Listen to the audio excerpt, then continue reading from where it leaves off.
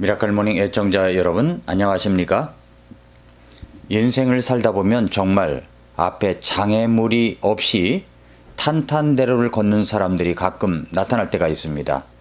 부모가 그 장애물을 다 치워주고 만들어주고 기획한 대로 만들어가는 사람이라는 것을 알게 되면 격세지감을 느껴질 때가 있죠. 그것도 법망을 피하고 법을 만들고 지우고 하여 만들어진 사람이라고 하면 그 사람을 대할 때 별로 매력을 못 느낄 것 같습니다. 결국은 불행한 사람이라는 생각을 지울 수가 없습니다. 인생은 맘대로, 뜻대로, 생각대로 되지 않습니다.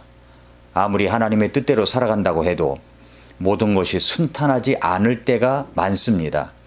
그래서 우리는 하나님 앞에 어찌하여 나에게 이런 일이 일어나게 하시는 것입니까? 라고 소리쳐 기도할 때도 있습니다. 모세는 그 나이 80세, 이제 인생을 정리해야 한다는 그 나이에 하나님께서 그를 부르시고 소명을 주셨습니다. 내 백성을 이끌고 출애굽하여 가나안 땅으로 가라는 하나님의 명령이었습니다. 모세는 그래서 아론과 함께 이집트의 파라오에게 나아갔습니다. 그리고 하나님의 명령, 하나님의 말씀을 전합니다. 그러나 돌아온 응답은 오히려 이스라엘 백성들을 향한 노동의 강도가 가혹할 정도로 센 것뿐이었습니다.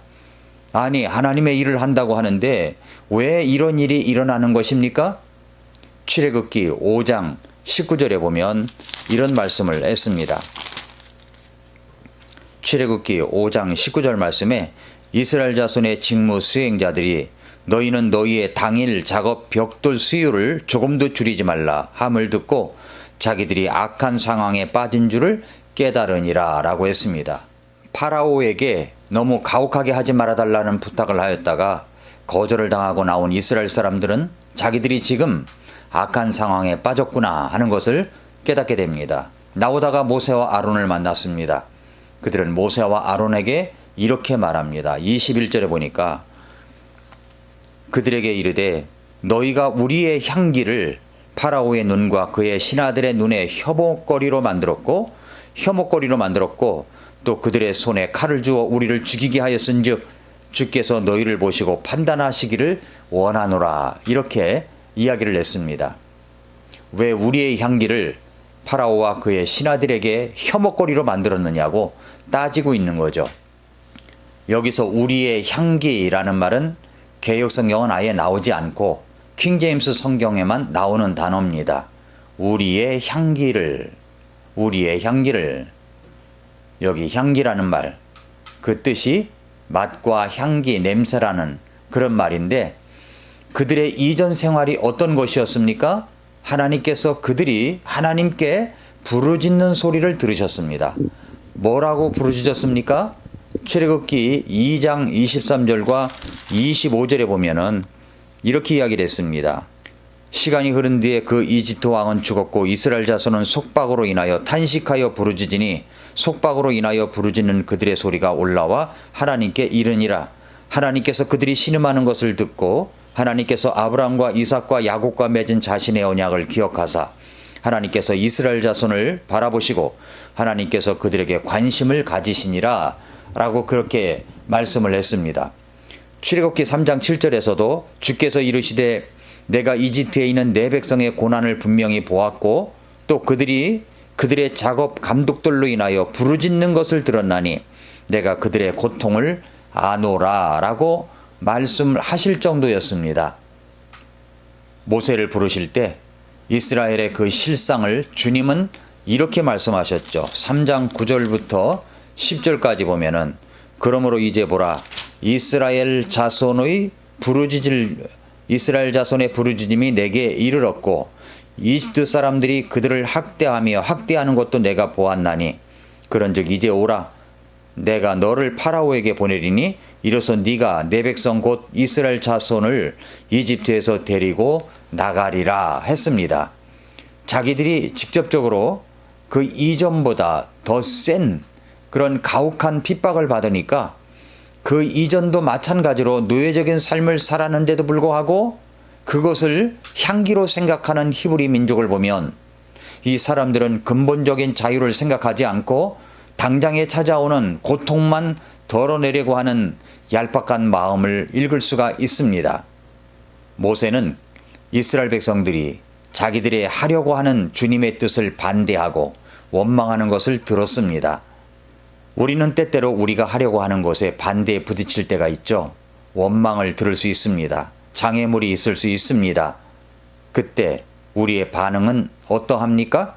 아마도 모세의 반응과 별 다르지 않을 것이라고 생각됩니다. 저도 이런 단어를 써본 적이 있으니까요.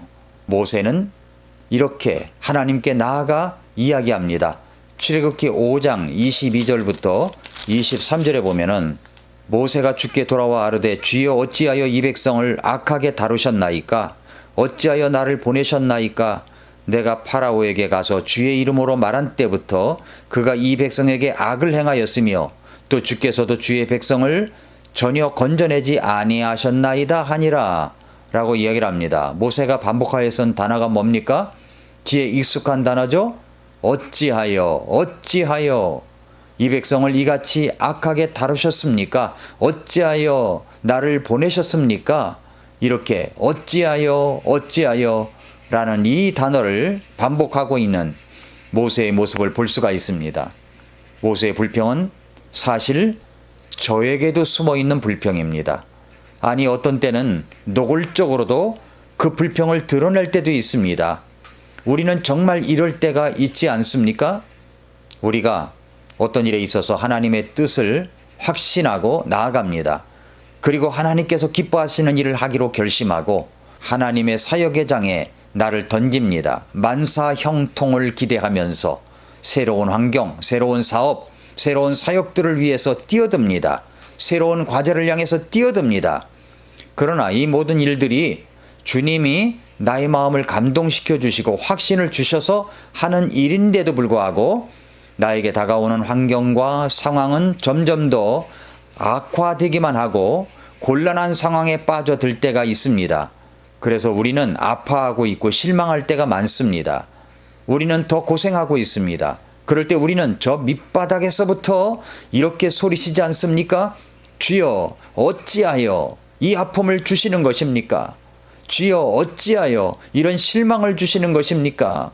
어찌하여 그렇게 내버려 두시는 것입니까? 어찌하여? 모세와 같은 질문을 우리도 가질 때가 참 많습니다. 그 모세의 질문에, 아니 우리들의 질문에 하나님께서 말씀하시는 내용이 바로 출애굽기 6장입니다. 출애굽기 6장에서 그 이유를 한번 찾아보도록 하겠습니다. 먼저 첫 번째로 그것은 하나님께서 자신의 강한 손길을 보이시기 위해서라는 것입니다. 하나님께서 자신의 강한 손길을 보이시기 위해서입니다. 출애굽기 6장 1절을 보면 그때 주께서 모세에게 이르시되 내가 파라오에게 하는 일을 이제 네가 보리라.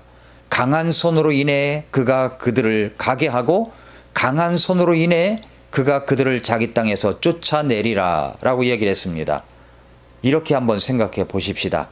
만약에 모세와 아론이 파라오를 찾아가서 하나님께서 내 백성을 보내라 하며 하나님의 명령을 전할 때 파라오가 그 자리에서 즉시 오케이 보내지 하면서 보내주었다면 이스라엘 백성들이 하나님이 어떤 분인지 알 수 있었을까요? 없었을까요? 없었을 것입니다.